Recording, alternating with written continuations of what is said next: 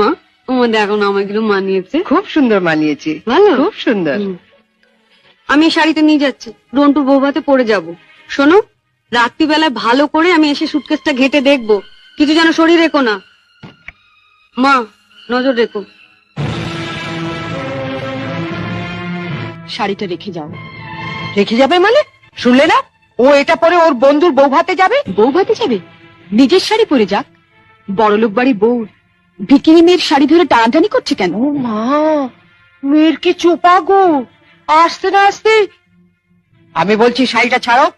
না, আপনার মেয়ে না বলছিল আমার মামা যেসব শাড়ি দিয়েছে তা নাকি ওদের বাড়ি ঝিও পারে না।